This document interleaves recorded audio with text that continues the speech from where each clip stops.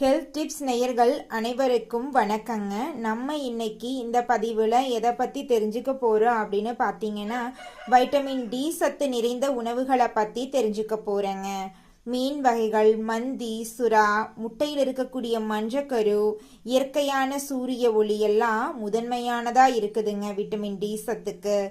பால், தயிர், காளான்கள், vitamin D சேர்க்கப்பட்ட தானியங்கள் மூலமும் நம்ம விட்டமின் டியை பெற முடியுங்க.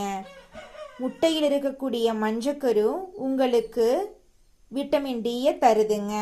பால் பொருட்களில் வைட்டமின் டி சேர்க்கப்பட்ட பசுவின் பால், சோயா பால், தயிரில் விட்டமின் டி இருக்கு. ஆரஞ்சு ஜூஸ் வைட்டமின் டி சேர்க்கப்பட்ட சிட்ரஸ் பழச்சாறுகளில் வைட்டமின் டி சத்துக்கள் இருக்குதுங்க. உங்களுக்கு வைட்டமின் டி குறைபாடு தொடர்பான அறிகுறிகள் ஏதேனும் உள்ளதா?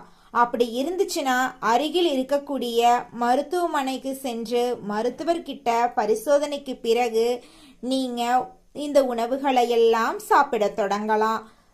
ஆரோக்கியமான வாழ்க்கை வாழுங்க. நிச்சயமா உங்க வாழ்க்கை நல்லா இருக்கும். வேறொரு ஹெல்த் டிப்ஸ்ல சந்திக்கலாம் நேயர்களே. நன்றி, வணக்கங்க.